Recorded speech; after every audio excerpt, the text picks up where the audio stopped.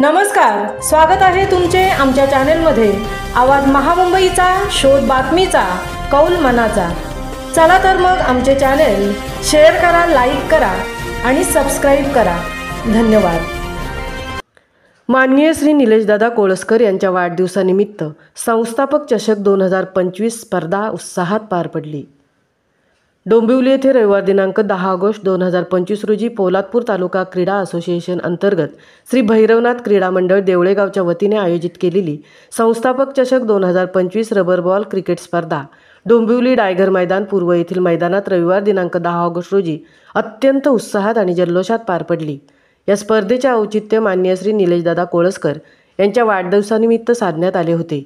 या भव्य आयोजनामध्ये आपली माती आपली माणसं या सामाजिक संस्थेचे संस्थापक अध्यक्ष माननीय श्री राज पार्टे यांची विशेष उपस्थिती लाभली। मुख्य आकर्षण व मान्यवरांची उपस्थिती। स्पर्धेचे थेट प्रक्षेपण देखील करण्यात आले होते, ज्यामुळे देशभरातील क्रीडाप्रेमींनी हा आनंद अनुभवला। स्पर्धेचे विजेते संघ: प्रथम क्रमांक आई काळकाई नवलाई पळचील, द्वितीय क्रमांक आई काळकाई क्रीडा मंडळ हळदुले, तृतीय क्रमांक भैरवनाथ जोगेश्वरी क्रीडा मंडळ देवळे यासह खालील विशेष पुरस्कार देण्यात आले: उत्कृष्ट फलंदाज चषक, उत्कृष्ट गोलंदाज चषक, मालिकावीर चषक। विशेष उपस्थिती व सहकार्य: कार्यक्रमाच्या यशस्वी आयोजनासाठी खालील मान्यवरांनी विशेष उपस्थिती लावली: युवा सेना मुंबई समन्वयक इम्रानभाई शेख, आवाज महामुंबईचा चॅनेलचे संपादक तथा पत्रकार उत्कर्ष समिती रायगड जिल्हा अध्यक्ष श्री मिलिंद खारपाटील साहेब, पत्रकार रमाकांत म्हात्रे, पत्रकार अनंत नारंगीकर, आम्ही रायगडकर सेवा प्रतिष्ठानचे शिवाजी पार्टे, उद्योजक संतोष रिंगे, संभाजी पार्टे, किशोर शिंदे, स्वप्नील चोरगे, नंदू कळंबे, साईभक्त संदीपदादा चव्हाण, निवेदक दत्ता चोरगे, सर्व आपली माती आपली माणसं संघटनेचे पदाधिकारी आदींसह अनेक मान्यवर उपस्थित होते। एक पाऊल पुढे या यशस्वी स्पर्धेमुळे संपूर्ण देवळे पंचकृषीमध्ये आनंदाचे व अभिमानाचे वातावरण प्रसरले होते।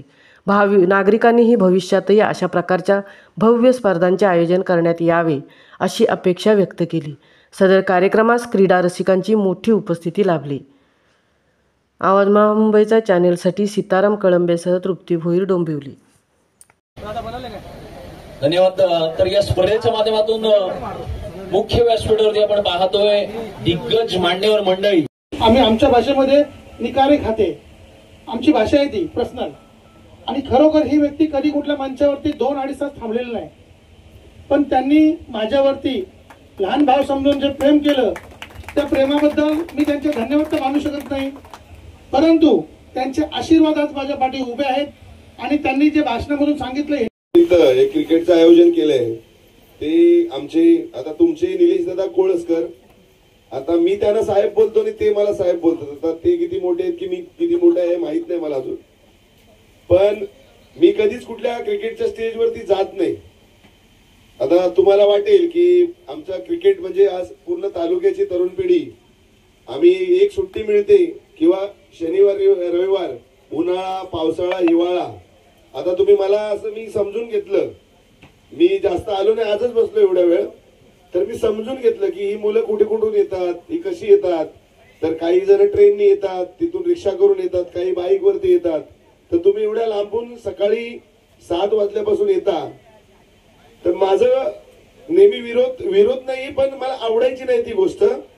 क्रिकेट हे शरीराच्या फिटनेससाठी जरुरी आहे तसं, पण मला वाईट एका गोष्टीचं वाटतं की ही मुलं शनिवार रविवार उन्हात पावसात सकाळपासून संध्याकाळपर्यंत घरदार एक सुट्टी सोडून, काही जणांची लग्न झाली ती बायका पोरं सोडून येतात, ज्यांची लग्न नाही झाली त्या आई वडिलांना वाटतं की पोरग्याला एक दिवस सुट्टी आहे, मी काहीतरी बनवते आज घरी जेव, पण मुलगा सकाळी निघतो तो रात्री आता झाला तुम्ही इकडून।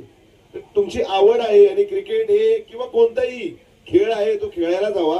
आपले सगळे खेळ टिकले पाहिजे, आपल्या महाराष्ट्राचा जो इतिहास आहे तो टिकला पाहिजे, त्यासाठी कोळसकर साहेबांनी पुढाकार घेतला आणि जी असोसिएशन स्थापन केली आणि क्रिकेट तालुका काही आज महाराष्ट्रभर पूर्ण सर्वत्र पसरवलं, ते कोळसकर साहेबांचे मी आभार मानतो।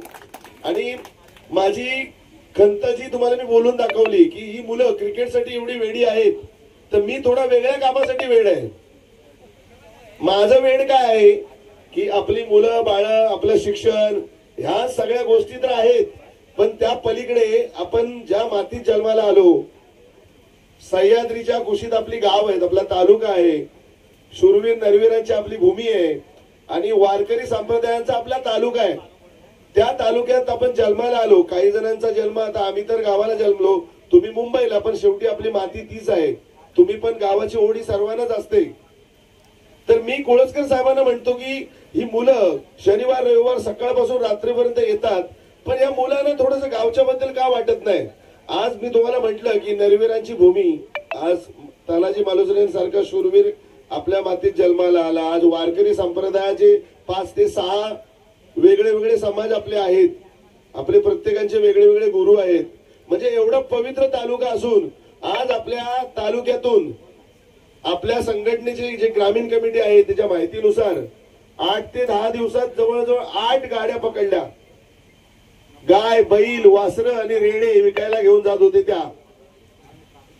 त्या शूरवीरांच्या भूमीमध्ये मागच्या वेळेला गुरं कापताना माहिती पडलं तर आपले काही ज्यांना हिंदू धर्म टिकवावा अशी काही आपली तरुण पिढी हिंदू धर्मासाठी वेडी आहे, त्यांनी जाऊन ज्या ठिकाणी ती गाय बैल कापले होते त्या ठिकाणी घुसले. तिकडच्या अनेक मेजॉरिटी जास्त असल्यामुळे त्या लोकांनी आपल्या मुलाला मारलं.